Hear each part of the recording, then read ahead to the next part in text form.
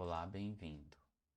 Nesta aula, iremos estimar um modelo linear pelo método de mínimos quadrados ordinários e ver como a tabela padrão retornada pelo Stats Model nos permite realizar um determinado teste de hipótese sobre os parâmetros populacionais, que é bastante comum nos trabalhos empíricos. Lembre-se que nesta parte do curso estamos considerando que as hipóteses do modelo linear clássico estão sendo satisfeitas. Para a aula, vamos utilizar este exemplo, que trata de uma rede de hamburguerias com lojas em diferentes cidades. Os administradores querem estimar a relação da receita das vendas com os preços cobrados e os gastos com propaganda. Para tanto, a partir dos dados deste arquivo, estimam um modelo que explica a receita de vendas utilizando o preço e os gastos com propaganda como variáveis explicativas. Os parâmetros deste modelo são estimados pelo método de mínimos quadrados ordinários. Como o pressuposto é de que as hipóteses do modelo linear clássico estão sendo satisfeitas, justifica-se a escolha deste método, pois os estimadores de MQO sob estes pressupostos são os melhores estimadores não viesados, ou seja, entre os estimadores não viesados são os que têm menor variância. Vamos reproduzir os resultados encontrados no estudo, primeiro importando os modos necessários e depois os dados.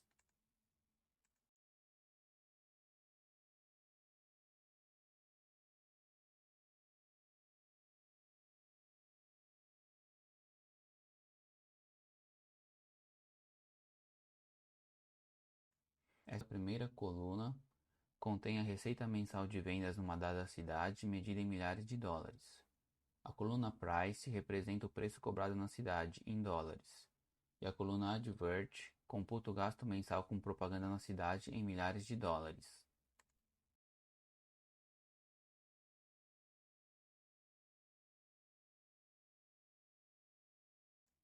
Para rodar a regressão, seguimos 3 passos. Primeiro, criamos um objeto do tipo OLS com a função OLS. Depois, utilizamos o método fit para que os cálculos da regressão sejam feitos. E no terceiro passo, aplicamos o método summary para obter o quadro com os resultados. Lembre-se que o objetivo desta aula é ver como esta tabela padrão retornada nos permite realizar um determinado teste de hipótese sobre os parâmetros populacionais muito comum em trabalhos empíricos. Vamos ver isso de forma esquemática.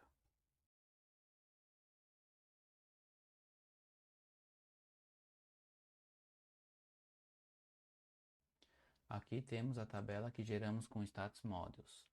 Nesta coluna, temos as estimativas pontuais de mínimos quadrados ordinários. Comumente, estas estimativas são apresentadas no formato de equação. Nesta outra coluna, temos a coluna do erro padrão. Geralmente, eles aparecem entre parênteses na equação estimada, abaixo das estimativas de MQO. Nesta coluna T, temos os valores das estatísticas de teste utilizadas no teste de hipóteses que veremos logo adiante. Também é usual que o modelo estimado seja apresentado com os valores desta coluna T entre parênteses, em substituição aos valores dos erros padrão. Essas duas colunas são utilizadas para realizar este teste de hipóteses. Lembre-se que num teste de hipóteses, o que fazemos é testar hipóteses sobre os parâmetros populacionais que são desconhecidos, e nunca sobre características amostrais. Neste teste, a hipótese nula H0 é a de que um determinado parâmetro populacional correspondente a uma variável explicativa seja igual a zero. A hipótese nula H0, neste caso, significa que, mantidas constantes todas as outras variáveis explicativas inclusas no modelo, a variável explicativa associada ao parâmetro que estamos testando não tem efeito algum sobre a variável dependente. A hipótese alternativa H1 é a de que o parâmetro populacional é diferente de zero. Para executar o teste de hipóteses, devemos escolher um nível de significância, que é a probabilidade de cometermos um erro do tipo 1, ou seja, a probabilidade de rejeitarmos a hipótese nula H0 quando ela é verdadeira. Os valores mais comuns para o nível de significância são 1%, 5% ou 10%.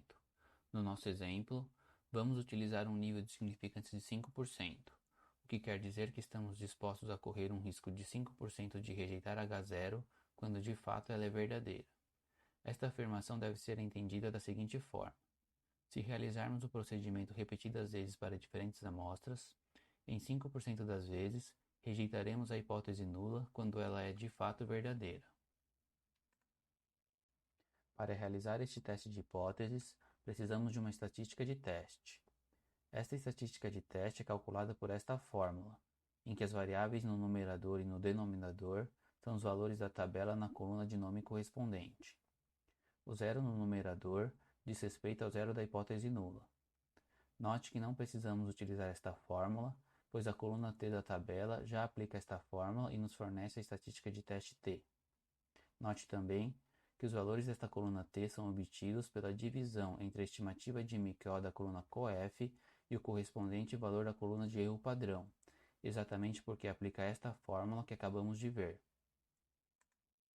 Na realização deste teste, os graus de liberdade que devemos considerar é calculado pelo tamanho da amostra subtraindo-se o número de parâmetros estimados, o que inclui o intercepto e os parâmetros de inclinação.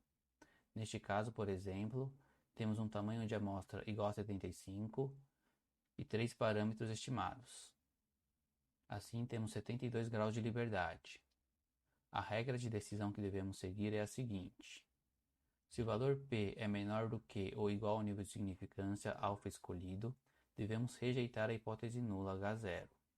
Se o valor P for maior do que o nível de significância escolhido, não podemos rejeitar a hipótese nula. Podemos notar que o valor da estatística de teste não tem um papel direto na regra de decisão, e tudo o que precisamos é da coluna que nos informa o valor P. Dito isto tudo, agora veremos como é simples utilizar essa tabela para realizarmos este teste de hipótese de forma prática. Vamos considerar primeiramente a variável price. A hipótese nula H0 é de que o parâmetro populacional associado a esta variável é igual a zero. A hipótese alternativa H1 é de que o parâmetro é diferente de zero. Escolhemos um nível de significância de 5%. Lembre-se que esta é uma decisão do pesquisador. Podemos ver pela tabela que a estatística de teste é igual a menos 7,215 e devemos utilizar 72 graus de liberdade. Também podemos ver pela tabela que o valor P calculado é de 0%. Na realidade, é um número tão pequeno que foi arredondado para zero. Pela regra de decisão, como o valor P igual a 0% é menor do que o nível de significância escolhido de 5%, devemos rejeitar a hipótese nula.